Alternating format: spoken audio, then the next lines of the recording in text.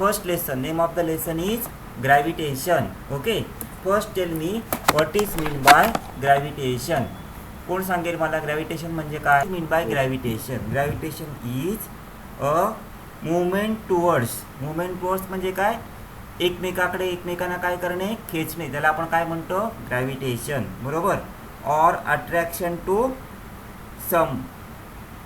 Okay, म्हणजे आपण एखाद्याला आपल्याकडे खेचणे त्याला काय म्हणतात, ग्रॅव्हिटेशन. ग्रॅव्हिटेशन हे फक्त काय अर्थमध्ये असतं का, नाही, तर कोणत्या पण दोन बॉडीमध्ये काय असतं, ग्रॅव्हिटेशनल फोर्स असतो. बरोबर. आता याच्यामध्ये पहिल्यांदा बघा, पहिला क्वेश्चन काय दिला आहे, what are the effects of force acting on object. What are the effects of force acting on object. याचा अर्थ काय, तर एखादा ऑब्जेक्ट आहे, एखादी वस्तू आहे, त्याच्यावर जर का आपण फोर्स ॲक्ट केला तर त्या ऑब्जेक्टमध्ये काय बदल होतो. बरोबर. फॉर एक्झाम्पल असा एक बॉल आहे समजा, या बॉलवर तुम्ही फोर्स ॲक्ट केला इकडून, तर काय होणार सांगा, तो बॉल काय होणार, पुढे ढकलला जाणार. बरोबर आहे. म्हणजे काय होणार, एकतर या बाजूने फोर्स लावलात, बरोबर, जोरात, तर त्याची एकतर काय होईल, डायरेक्शन चेंज होईल.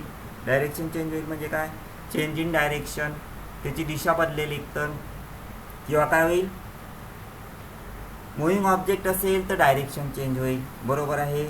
आणि काय होईल सांगा, फ्रिक्शन होईल ना.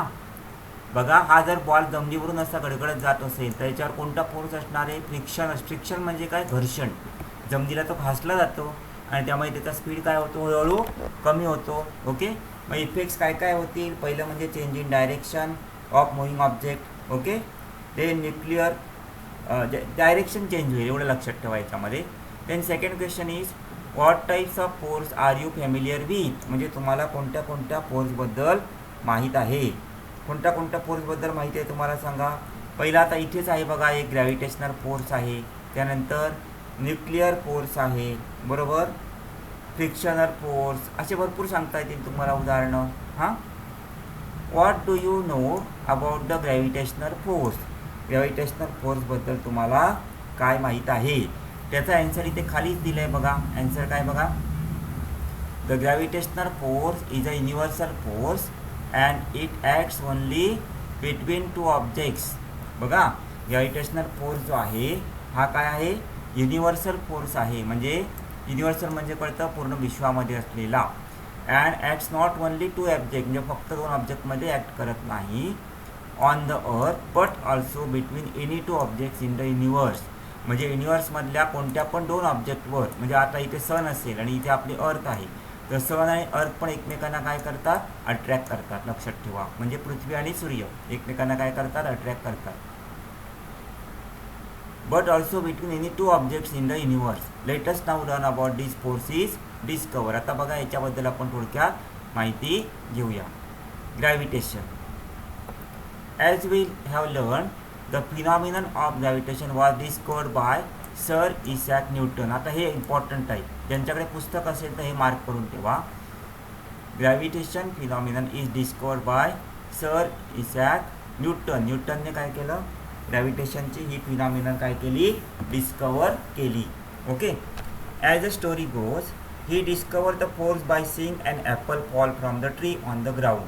म्हणजे हे तुम्हाला माहीत आहे सगळ्यांना. त्याने काय बघितलं होतं, झाडावरून ॲपल खाली पडताना पाहिलं. त्याने काय शोध लावला तेव्हा, हे ॲपल खालीच काय येतं, वर का जात नाही. बरोबर. तर तेव्हा त्याने काय केला, अर्थचा ग्रॅव्हिटेशनल फोर्स आहे तो त्या ॲपलला काय करतो, अट्रॅक्ट करतो, असं त्याने शोध लावलं.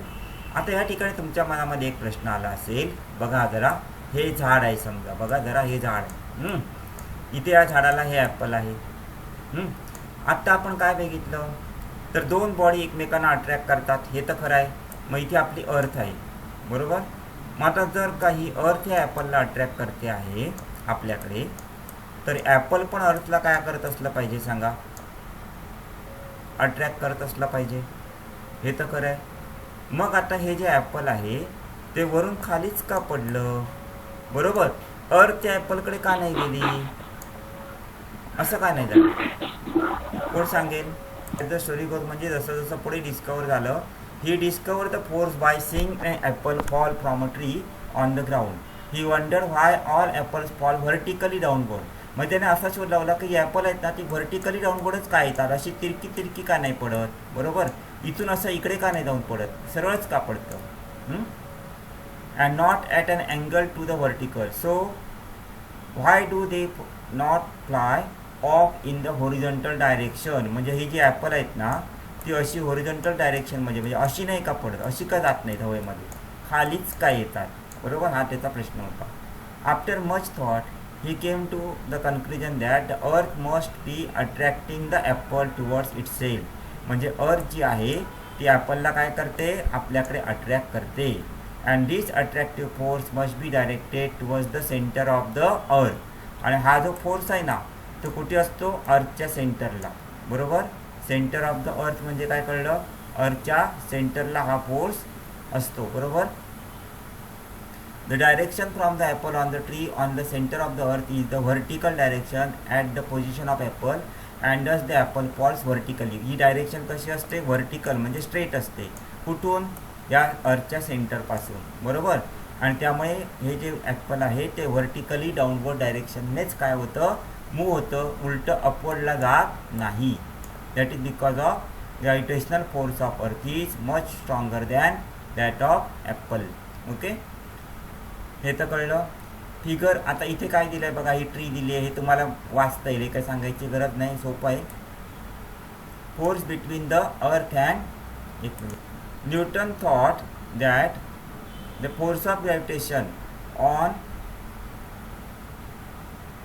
Trees on apple on the tree at different height from the surface of the earth is different. म्हणजे काय, आता हे समजा इथे अर्थ आहे तुमची आणि इथे हे ॲपल इथे आहे, तर ह्याच्यावर ग्रॅव्हिटेशनल फोर्स काय असणार,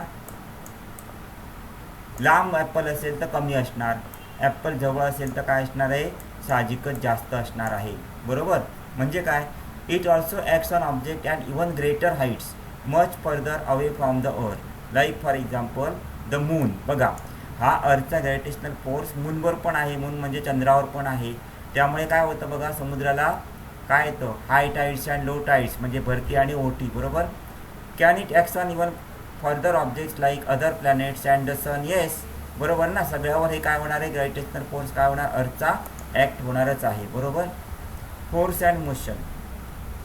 what is Newton's law of motion, हे आपण लास्ट इयरला बघितलं होतं. फर्स्ट लॉ, सेकंड लॉ आणि थर्ड लॉ, हे कुठे झालं होतं, 9मध्ये, 9च्या बुकमध्ये तुम्ही ते पाहू शकता. आता इथे बघूया introduction to scientist. Great scientist sir Isaac Newton, याचा जन्म कधी झाला, 1642 आणि एक्सपायर कधी झाला हा, 1727. Was one of the greatest scientist of recent times. Recent म्हणजे he was born in England, याचा जन्म कुठे झाला, इंग्लंडमध्ये झाला. He gave his law of motion, equations of motion and theory of gravity in this book Principia. त्या बुकमध्ये त्याने काय काय लिहिलं बघा, लॉ ऑफ मोशन लिहिले, इक्वेशन ऑफ मोशन 9मध्ये तुम्ही स्टडी केले, first law of equation, second आणि थर्ड, बरोबर. Before this book was written Kepler had given 3 laws describing planetary motion. Planetary motion म्हणजे काय, प्लॅनेट कसे मूव्ह होतात, त्यांची मोशन कशी चालते. However the reason why planets move in the way describe by Kepler's law was not known. म्हणजे या Kepler's लॉने जे काही ऑब्झर्व केलं ह्या केपलरने त्यानुसारच सगळे प्लॅनेट काय होतात, मूव्ह होतात, पण ते तसेच का होतात हे मात्र कोणालाही कळलेलं नाही. Newton with this theory of gravity mathematically derive Kepler's law. न्यूटनने केपलर्स लॉ डिराय केले. In addition to this Newton's did ground. न्यूटन्सने काय केलं, he invented a new branch of mathematics. This is called calculus. Calculus काय म्हणायचं त्याला, calculus. And has wide ranging of application in physics and mathematics. He was the first scientist to construct a reflecting telescope. हे लक्षात ठेवा, हा first scientist आहे त्याने काय केलं, रिफ्लेक्टिंग टेलिस्कोप काय केला, कन्स्ट्रक्ट केला म्हणजे बनवला. ओके, आता इथे गंमत बघा, ॲक्च्युली आपल्याकडे एक स्टोन घेतला तुम्ही बघा, एक स्टोन म्हणजे एक दगड घेतला आणि त्या एका दोऱ्याच्या एका बाजूला बांधला आणि सदाभोवती असा गोल गोल गोल गोल गोल गोल फिरवत राहिला, तर काय होतं बघा, हा जो स्टोन आहे ना तो तुमच्या भोवती असा गोल गोल गोल गोल फिरत राहतो, बरोबर. असा का फिरत राहतो ठराविक याच्यामध्ये, तर तुम्ही काय करताय, तुमचं हे फिंगर आहे ते त्या स्टोनला काय करताय, तुमच्याकडे खेचत आहे. कोणाकडे खेचताय, तुमच्याकडे खेचताय, बरोबर. हां, आता बघा, take another ends of your hand and rotate the string so that the stone moves along a circle as shown in figure. Are you applying any force on the stone. तुम्ही त्या स्टोनवर काही फोर्स अप्लाय करताय का, तर नाही, बरोबर. Centripetal force आहे तो. In which direction this force acting. हा फोर्स तुम्ही जो अप्लाय करताय तो कोणत्या डायरेक्शनने आहे, सेंटरच्या दिशेने आहे, तुमच्या हाताचं सेंटर आहे तिथे, बरोबर. How will you stop this force from acting. कसं स्टॉप करू शकता तुम्ही, तुमचा हात जर थांबवलात तर हा फोर्स काय होणार आहे, स्टॉप होणार.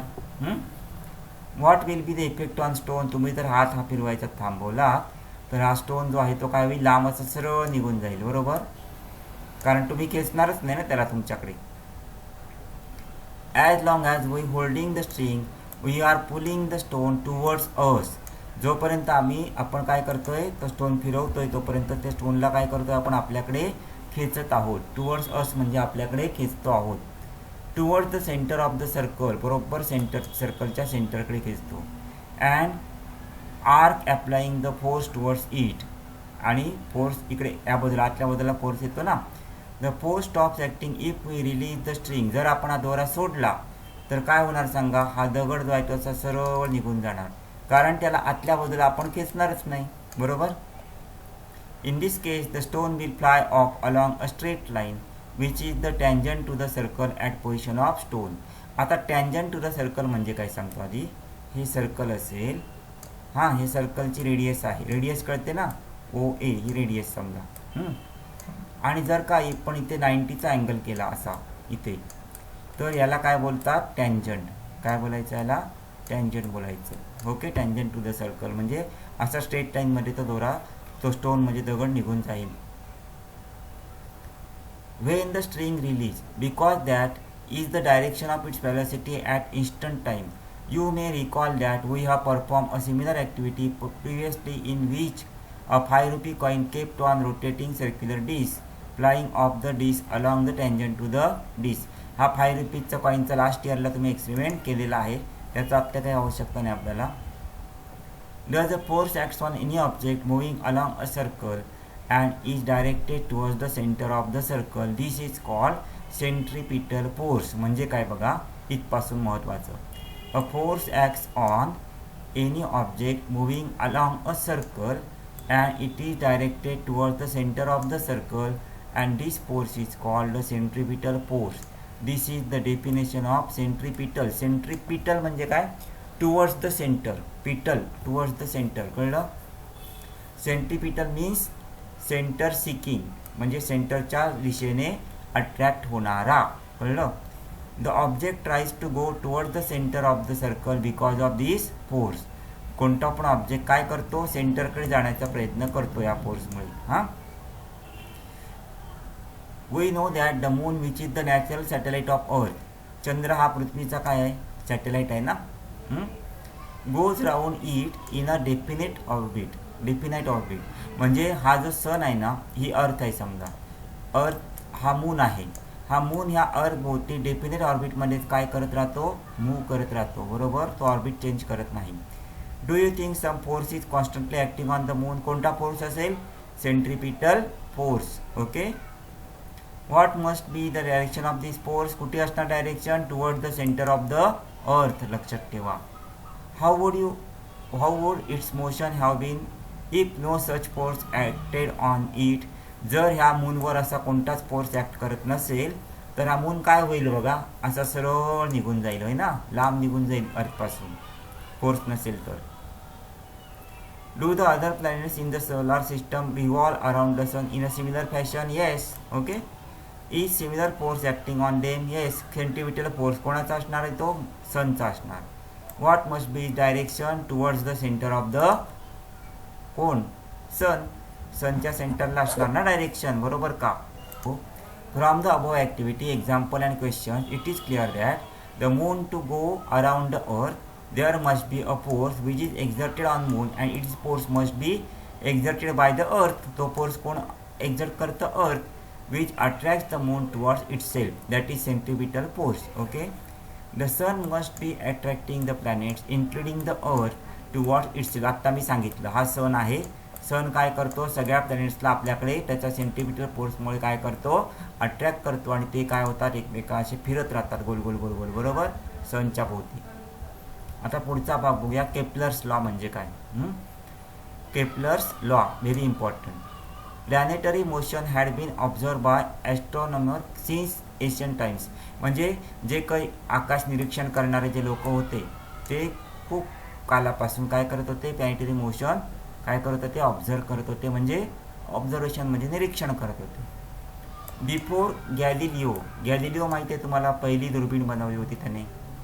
All observations of the planets positions were made with naked eye. Naked eye म्हणजे उघड्या डोळ्याने आपण आकाशामध्ये बघून ही ऑब्झर्वेशन काय करत असू, नोंदवत असू.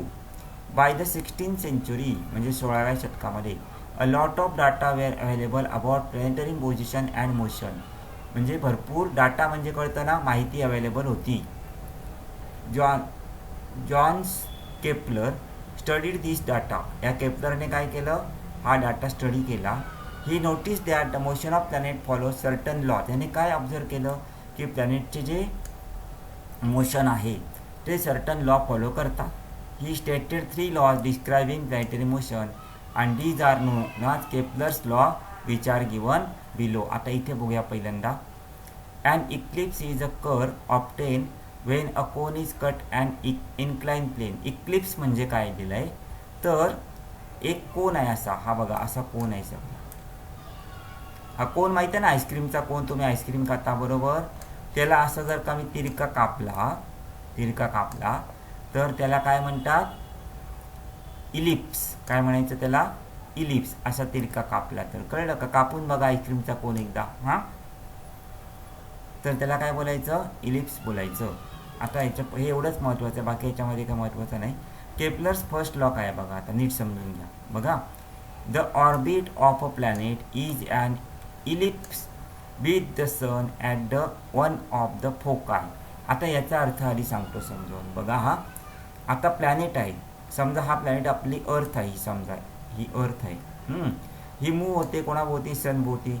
तर अर्थचं जे ऑर्बिट आहे ना ते कसं आहे, तर इलिप्स आहे. इलिप्स म्हणजे काय, तर पूर्ण गोल नाही आहे. लक्षात घ्या, बघा लक्ष द्या.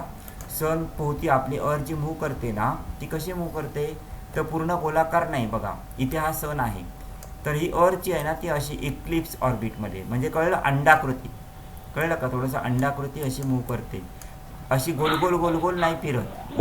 आलं, हां, थोडीशी ओव्हन टाईप, हां, अंडाकृती. With the sun at the one of the foci. आता हा सन म्हणजे सूर्य. सूर्य कुठे आहे, one of the foci. Foci म्हणजे कळतं, फोकाय म्हणजे तुम्हाला नंतर मी लाईट चॅप्टर शिकवेन ना तेव्हा अजून चांगलं एक्सप्लेन करेन. आत्ता फक्त लक्षात ठेवा, अशी जागा की जिथे काय होणार आहे, तो सगळ्या बाजूनी खेचू शकेल व्यवस्थित, अशी जागा, त्याला म्हणायचं फोकाय, ज्या ठिकाणी सनरेज एकत्र होतात. हां, figure 1.4 shows elliptical orbit of planet revolving around the sun. The position of sun is indicated by S. S म्हणजे सन आहे आणि इलिप्टिकल काय, ऑर्बिट आहे, बरोबर. ही प्लॅनेट म्हणजे समजा अर्थ आहे, ही सनभोवती इथे अशी अशी फिरते आहे.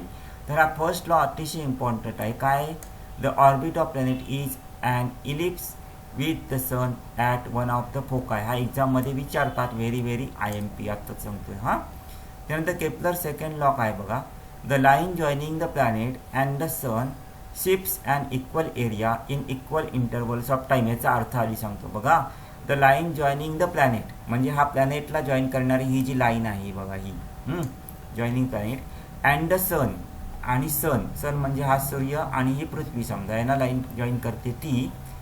Shifts equal area in equal interval of time. Interval म्हणजे काय, डिस्टन्स, ठराविक टाईममध्ये.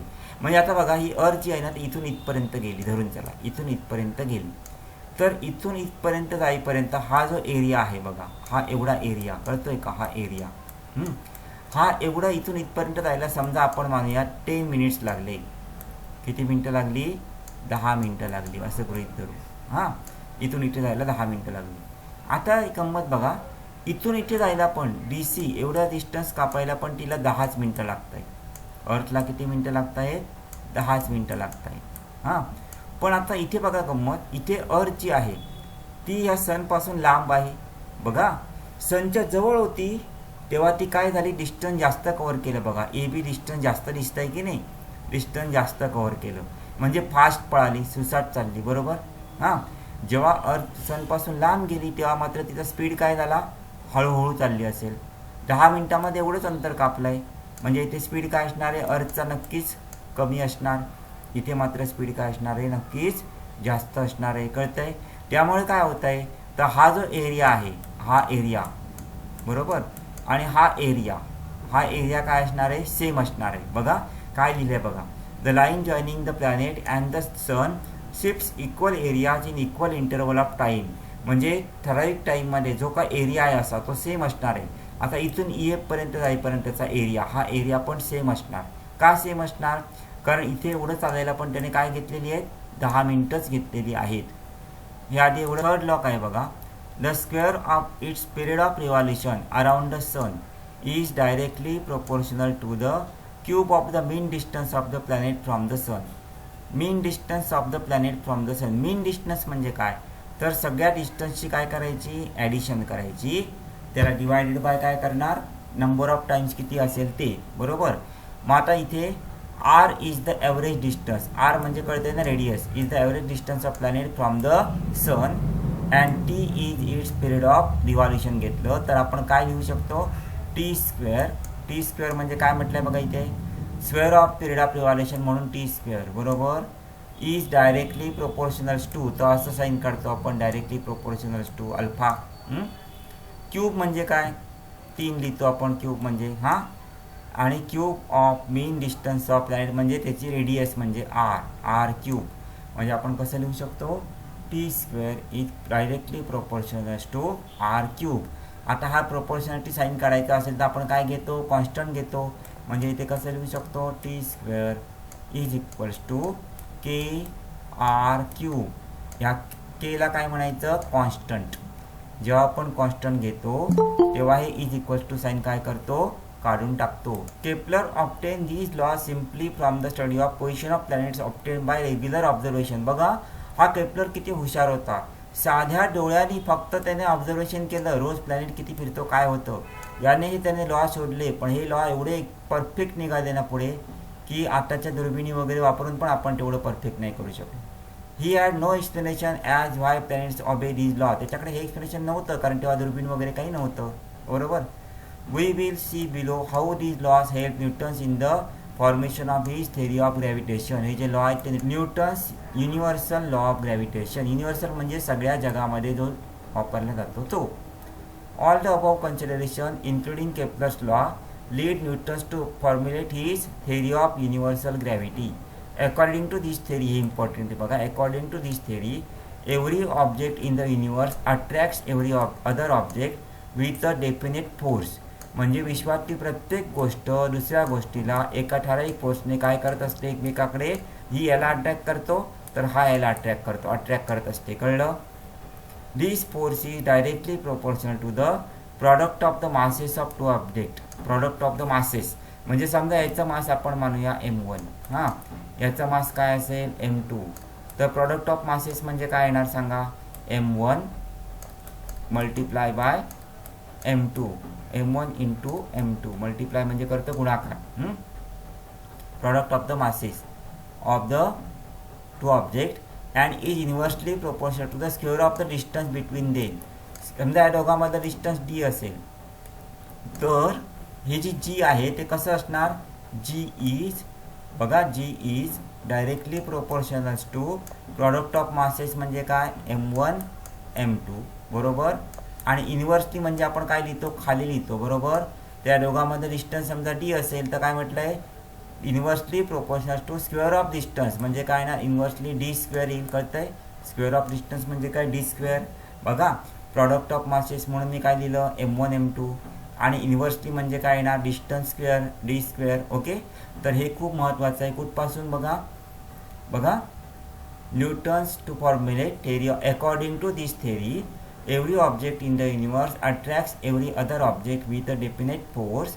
दिस force is directly proportional to the product of masses of two objects and inversely proportional to the square of the distance between them. म्हणजे दोन ज्या body आहेत त्याचे मासची प्रॉडक्ट त्याच्याशी डायरेक्टली प्रोपोर्शन असतो फोर्स आणि इन्व्हर्सली कशाशी असतो डिस्टन्स. याचा अर्थ काय लक्षात घ्या, जर का दोन बॉडीमधलं डिस्टन्स जर का वाढलं तर फोर्स काय होणार सांगा, कमी होणार का वाढणार, फोर्स कमी होणार. का कमी होणार, कारण डिस्टन्स वाढलं. बरोबर. आता आपण बघूया ॲन इंट्रोडक्शन टू सायंटिस्ट.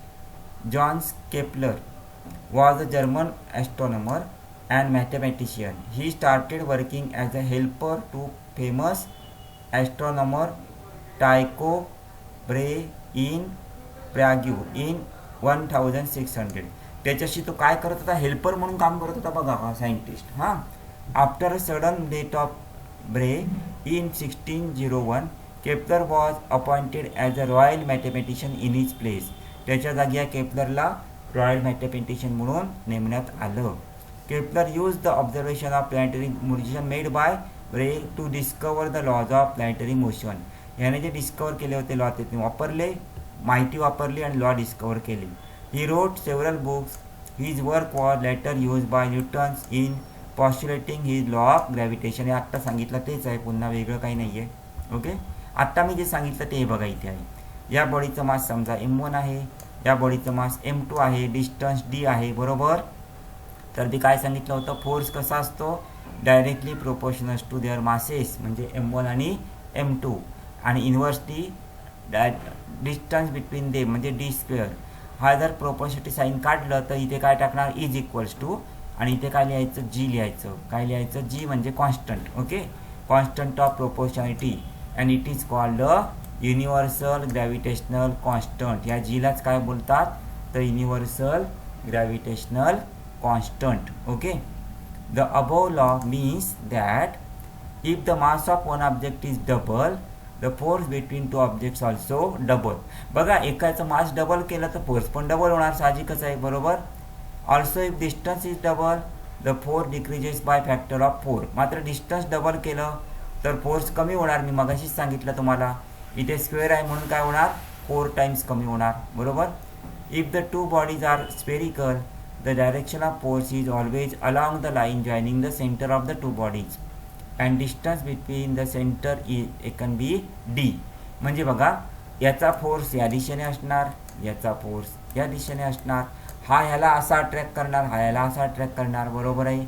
आणि स्ट्रेट लाईनमध्येच अट्रॅक्ट करणार. इथं खरं आहे. The direction of force is along the line joining the centers of mass and d is taken to be distance between two centers of mass. म्हणजे याचं centre आणि याचं centre यापासून जी स्ट्रेट लाईन असेल त्याला आपण काय बोलतो, d बोलतो. एवढं कळलं, distance between they. From the equation 2 it can be seen that the value of g is the gravitational force acting between two unit masses kept at a unit distance away from each other. दस in SI units. SI म्हणजे काय माहिती आहे, MKS. MKS म्हणजे काय सांगा, मास. मास कशामध्ये असतं, किलोग्राममध्ये. हां, नाही, पहिलं मेजर कशामध्ये असतं, मीटरमध्ये. M म्हणजे मीटर, K म्हणजे काय माहिती आहे, किलोग्राम. Okay, kilogram. आणि S म्हणजे काय असतं, सेकंड, म्हणजे मीटर किलोग्राम सेकंड, म्हणून त्याला काय म्हणतात, MKS. हां. The value of g is equal to gravitational force between two masses of 1 kilogram kept 1 meter apart. म्हणजे दोन मास घेतले, एक घेतला हा m1, हा एक घेतला m2. ह्या दोघांना किती डिस्टन्सवर ठेवायचं आपल्याला, 1 मीटर. बरोबर, 1 मीटर डिस्टन्सवर ठेवायचं. याचं मास पण 1 kg असणार, 1 किलोग्रॅम असणार, आणि याचं मास पण 1 किलोग्रॅम असणार. तेव्हा या दोघांमध्ये जेवढं काय फोर्स ऑफ अट्रॅक्शन असेल त्याला काय म्हणायचं, gravitational force. Okay, that is the gravitational force. आता हे ग्रॅव्हिटेशनल फोर्स किती असतो, व्हॅल्यू किती असते, तरी हेनरी कॅव्हेंडिश याने शोधली तर किती असते बघा, 6.673 into 10⁻⁻11 newton metre square kilogram raise to -2. बघा, 6.673 into 10⁻11 newton metre square kilogram raise to -2 एवढी याची काय असते, व्हॅल्यू असते. The center of mass of an object is the point inside or outside the object at which the total mass of the object can be assumed to be concentrated. याचा अर्थ काय, आता हे खूप महत्त्वाचं आहे बघा. समजा एखादी ही बॉडी आहे, धरमचला अशी स्पेरिकल आहे, त्याचं सेंटर ऑफ मास कुठे येईल, साधारण मध्ये येईल. हे तर बरोबर आहे, तुम्हाला माहीत आहे. हां, आता समजा तुम्ही एक साधी गोष्ट सांगतो, एक स्केल आहे तुमच्याकडे, स्केल घेतली बरोबर. तर ही स्केल जी आहे ती तुम्हाला बॅलन्स करायची आहे. तर ती बॅलन्स करण्यासाठी तुम्ही काय करा, तुमचं बोट कुठे ठेवणार, इथे ठेवणार मधोमध बरोबर. करून बघा, मग ती बॅलन्स होईल. म्हणजे याचा अर्थ इथं सेंटर ऑफ मास कुठे असणार आहे, बरोबर त्याच्यामध्ये असणार आहे, बरोबर आहे. त्याच्याऐवजी ह्या स्केलच्या ऐवजी समजा एखादी अशी लाकडी फळी घेतली, समजा जी अशी आहे, एका बाजूला अशी मोठी आहे, एका बाजूला छोटी आहे. आता तुम्ही इथे मध्ये घेतलं तर ती बॅलन्स होईल का, तर नाही होणार. काय करावं लागेल तुम्हाला, थोडंसं इकडे घ्यावं लागेल ना, तरच ती बॅलन्स होईल बरोबर. म्हणजे याचा सेंटर ऑफ मास कुठे असणार आहे, इथे असणार आहे, थोडंसं या बाजूला असेल बरोबर. एखादा दगड घेतला असा वेडा वाकडा, तर याचा सेंटर ऑफ मास असं बरोबर असेल का, तर नाही, थोडंसं इकडे असेल, इकडे असेल, कुठे पण असेल. म्हणजे ज्या ठिकाणी आपण बोटावर जर असं बॅलन्स केलं आणि ती बॉडी जर बॅलन्स होत असेल तर त्याला काय म्हणायचं, सेंटर ऑफ मास. म्हणजे कळलं, सेंटर ऑफ मास म्हणजे काय, जिथे बरोबर परफेक्ट ती बॉडी काय होते, बॅलन्स होते, त्याला काय बोलणार, centre of mass of that body. The center of mass of spherical object having uniform density is a geometrical center. म्हणजे बरोबर मध्यभागी येणार. The center of mass of any object having uniform density is at its centroid. Density uniform असेल म्हणजे सगळ्या बाजूनी याचं वजन जर बरोबर असेल तर तो बरोबर मध्ये येईल. बघा, इकडे संपूर्ण कापसाने भरलेला आहे आणि इकडे लोखंड आहे, आयर्न आहे. तर मग सेंटर ऑफ ग्रॅव्हिटी इथे येईल का, मधोमध नाही येणार, या आयर्नच्या इथे मधोमध येईल बरोबर. ह्याआधी एवढं कळलं का नक्की. Why did Newton assume inverse square dependence on distance in his law of gravitation. He was held by Kepler third law in this as shown below. आता केपलरचा थर्ड लॉ याला मदत केला, न्यूटनला कसा मदत केला बघा.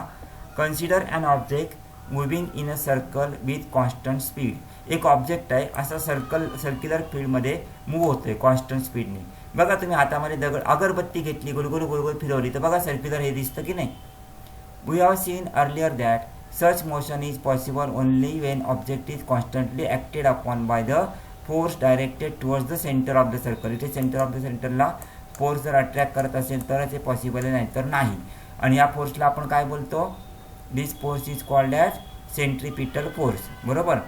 If M is the mass of the object, त्या ऑब्जेक्टचं मास एम आहे. इथे ऑब्जेक्ट आहे, दगड आहे, त्याचं मास समजा एम आहे बरोबर.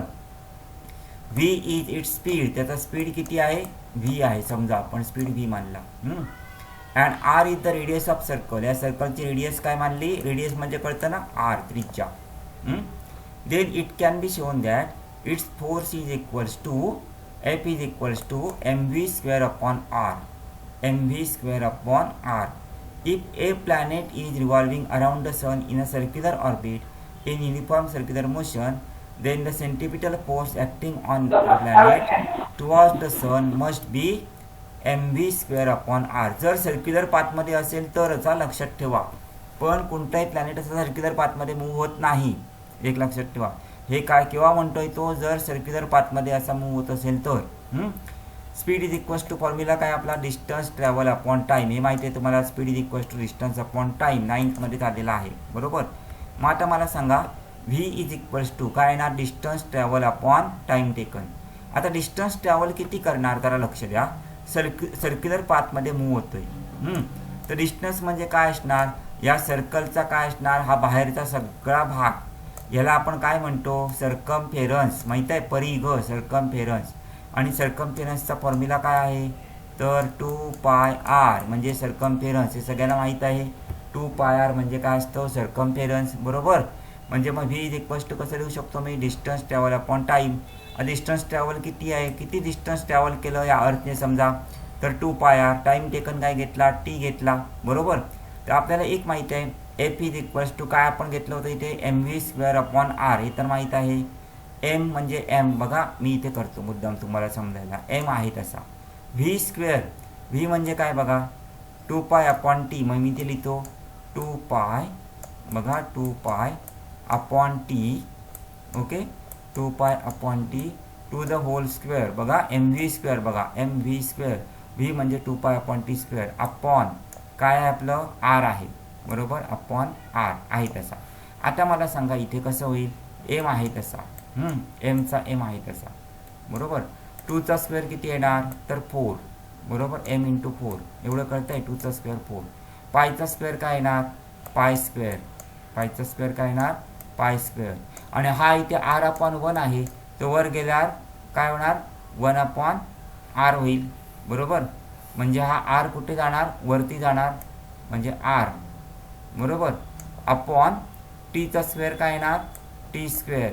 बघा टीचा स्क्वेअर काय येणार टी परत एकदा सांगतो बघा 2चा स्क्वेअर 4 हा एम आहे तसा पायचा स्क्वेअर पाय स्क्वेअर आर वरती गेला टीचा स्क्वेअर काय येणार टी स्क्वेअरच येणार.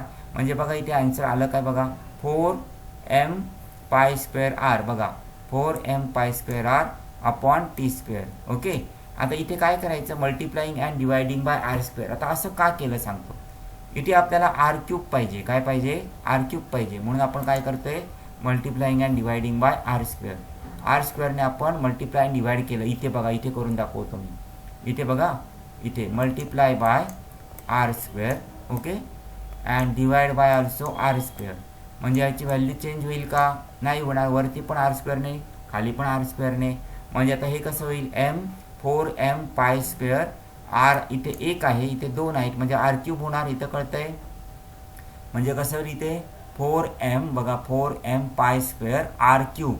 हां इथे आर क्यूब पाहिजे आर क्यूब कुठे गेला आर क्यूब इथे लिहितो तुम्हाला कळण्यासाठी 4m pi square okay pi square R cube वरती आर क्यूब आहे ओके. आणि खाली काय आहे बघा खाली आपलं काय येणार आहे खाली आपला ऑलरेडी काय टी स्क्वेअर आहे ना टी स्क्वेअर आहे आणि आर स्क्वेअर पण येईल म्हणजे खाली काय येणार T square R square okay T square R square एवढं कळलं. आता त्यांनी काय केलं बघा 4m pi square 4m pi square हा कॉन्स्टंट आहे ना म्हणून त्याला बाहेर घेतला बघा 4m पाय स्क्वेअर. हा आर क्यूब ब्रॅकेटमध्ये टाकला आर स्क्वेअर इथे लिहिला आणि हा टी स्क्वेअर ब्रॅकेटमध्ये टाकला. हां एवढं कळलं. मग आता 4m pi square upon R square ह्याला काय घेतला आपण कॉन्स्टंट घेतला काय घेतला कॉन्स्टंट. हां किंवा इथे काय केलं त्याने टी स्क्वेअर अपॉन आर क्यूबला कॉन्स्टंट घेतला आहे काय केलं आहे T square upon R cube किंवा R cube upon T square जो आहे याला काय घेतला आपण कॉन्स्टंट घेतला. तर काय येईल बघा हे इक्वेशन कसं बनेल हा के खाली जाईल 1 अपॉन के होईल ना कारण काय उलटा आहे ना म्हणजे 1 अपॉन के होणार. हां म्हणजे राहिलं काय 4m pi square upon R square. हा के कुठून आला तर याच्याऐवजी बघा हे R cube upon T square याच्याऐवजी काय घेतला आपण के घेतला बघा के घेतला. म्हणजे याचा अर्थ पण इथे बघा 4m पाय स्क्वेअर अपॉन के हे पुन्हा काय आहे कॉन्स्टंट आहे म्हणजे याचा अर्थ फक्त आर स्क्वेअर राहतो आहे. म्हणजे मी काय लिहू शकतो F is proportionals to 1 upon R square बरोबर 1 अपॉन आर स्क्वेअर. एफ हा कशाशी प्रोपोर्शन आहे 1 upon R square okay. Thus Newton's concluded that the centripetal force which is the force acting on the planet and is responsible for its circular motion must be inversely proportional to the square of the distance between the planet and the sun. आता एक लक्षात घ्या square काय बघितलं होतं तर speed is equals to distance travel upon time taken. इथे लिहितो बघा speed is equals to distance travel किंवा डिस्टन्स अपॉन टाइम. स्पीडचा फॉर्म्युला काय आहे distance upon time that is equals to speed. हे तर माहीत आहे तुम्हाला यामध्ये काय डाऊट नाही बरोबर. Distance upon time is equals to speed. आता बघा इथे मी काय सांगितलं होतं पहिल्यांदा एफ इज इक्वल्स टू काय सांगितलं होतं बघा F is equals to M V square okay upon R बरोबर M V square upon R. F is equals to M V square upon R. एक मिनिट क्लिअर दिसत नाही ना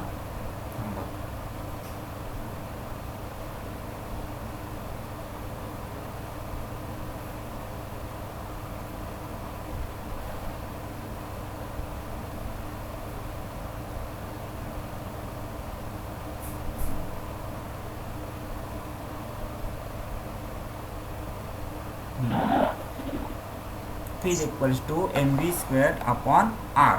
okay, now see v is equals to काय formula आपला period of revolution काय घेतला आपण t घेतलं. t is equals to period of revolution. Okay, t is equals to period of revolution. इथं माहीत आहे f is equals to mv square upon r. मग आता मला सांगा v इज इक्वल्स टू बघा v is equals to okay v is equals to आपण काय घेतलं होतं डिस्टन्स ट्रॅव्हल अपॉन टाईम. आता डिस्टन्स ट्रॅव्हल किती येणार. आता हे काय आहे सर्कमफेरन्स आहे बरोबर. तेवढं डिस्टन्स काय करणार ट्रॅव्हल करणार आत्ताच सांगितलं. म्हणजे डिस्टन्स ट्रॅव्हल काय येणार आपलं 2πr. ओके, डिस्टन्स ट्रॅव्हल काय येणार 2πr. आणि टाईम टेकन काय आहे आपला 2πr अपॉन टाईम टेकन काय पिरियड ऑफ रिव्हॉल्युशन किती आहे t आहे. टी टाईम घेतला आपण बरोबर. एवढं आधी कळलं का आता या दोन स्टेप. आता पुढे बघूया बघा आता पुढे काय करायचं. आता ही व्हॅल्यू व्हीची इथे हां बोल व्हॅल्यू सबस्टिट्यूट केली. कोणती व्हॅल्यू सबस्टिट्यूट केली व्हीची. कशी केली एम आहे तसा व्हीच्या जागी 2πr upon T to the whole square upon r. आता हे सॉल्व करूया. f इज इक्वल्स टू हां मोठं करतो म्हणजे दिसेल तुम्हाला चांगलं. f इज इक्वल्स टू काय येईल बघा m आहे तसा बरोबर. 2चा स्क्वेअर किती येणार तर 4 बरोबर. पायचा स्क्वेअर काय येणार पाय स्क्वेअर आणि आरचा स्क्वेअर काय येणार आर स्क्वेअर डिवायडेड बाय बघा हा टीचा स्क्वेअर काय येणार टी स्क्वेअर. एवढं कळतं आहे टीचा स्क्वेअर टी स्क्वेअर आणि डिवायडेड बाय काय आहे बघा आपला आर आहे ना. आर म्हणजे आर अपॉन 1 आहे. एवढं तर कळतं आहे. डिवायडेड बाय काय आपला आर आहे. मग आता इथे काय करायचं मी सांगितलं multiplying and dividing by R square बरोबर. Multiplying and dividing by R square. मग आता पहिल्यांदा आधी आर अपॉन वरला वर घेऊया. कसं होईल मग सांगा बघू. आर अपॉन वरला 1 घेतलं तर काय होणार f इज इक्वल्स टू एक मिनिट अडकलं तिथे तर की आपल्याला काय पाहिजे आरचा क्यूब पाहिजे. काय पाहिजे आरचा क्यूब पाहिजे. ओके, म्हणून आपण multiplying and dividing R square केलं. का आरचा क्यूब पाहिजे कारण केप्लर्स लॉ काय आहे T square upon R cube is equals to K. आपल्याला केप्लर्स लॉने हे सिद्ध करायचं आहे म्हणून आपण आर स्क्वेअरनेच का केलं तर इथे एक आर आहे आणि हा आर स्क्वेअर घेतला तर काय येणार आहे आर क्यूब येणार बरोबर. कळलं नक्की एवढं. आता बघा मला सांगा आता पुढे काय होईल 4m pi square R cube आला का आर क्यूब बरोबर divided by T square R square बरोबर. डिवायडेड बाय काय येतं टी स्क्वेअर आर स्क्वेअर. आता पुढे सांगा मला काय होईल according to Kepler third law T square upon R cube. Kepler third law काय सांगतो तर टी स्क्वेअर अपॉन ह्या बघा हा T square upon R cube जर आपण घेतलं तर काय येतं के येतं. पण इथे आपल्याकडे उलटं आहे बघा R cube upon T square आहे उलटं आहे बरोबर. मी आता एक काम करतो इज इक्वल्स टू लिहितो 4m पाय हां आर क्यूब आहे तसा R cube upon T square लिहितो आणि इथे आर स्क्वेअर लिहितो. बघा फक्त मी उलटं सुलटं केलं बाकी सेम टू सेम लिहितोय. बघा परत एकदा हे दाखवतो नीट. इथे बघा काय केलं मी 4m पाय स्क्वेअर आहे तसा लिहिला आर क्यूब आहे तसा लिहिला आर स्क्वेअर आहे तसा लिहिला टी स्क्वेअर आहे तसा लिहिला. फक्त एक लक्षात ठेवा इथे R cube upon T square हे मी काय केलं आहे बाजूला केलेलं आहे R cube upon T square. आता आपल्याला एक माहीत आहे की टी स्क्वेअर बघा आपल्याला माहीत काय आहे तर T square upon R cube म्हणजे काय आहे के आहे. बघा आपल्याला काय माहीत आहे T square upon R cube म्हणजे काय आहे के आहे. मग आता मला सांगा उलटं केलं मी R cube upon T square तर काय होणार 1 अपॉन के बरोबर. त्याच्या उलटं होईल ना. मग या आर क्यूब अपॉन टी स्क्वेअरच्या ऐवजी मी काय लिहू शकतो 1 अपॉन के म्हणजे एफ इज इक्वल्स टू काय येणार 4m pi square upon R square into 1 upon K. 1 upon K काय आला कळलं उलटं केलं म्हणून आपण काय आलं 1 अपॉन के आलं बरोबर. म्हणजे 4m पाय स्क्वेअर आणि इथे काय आलं आर स्क्वेअर के. पण आपल्याला काय माहिती आहे बघा बट 4m बघा 4m pi square upon K is equals to काय आहे कॉन्स्टंट आहे 4m² upon K is equals to काय आहे, कॉन्स्टंट आहे. मग आता हा जर का कॉन्स्टंट आहे तर मला सांगा इथे फक्त काय राहत आहे, r² राहतो आहे. म्हणजे f is directly proportional to काय येतं 1/r². 1/r², that is the distance between two planets, square of the distance between two planets. आता कळलं का नक्की?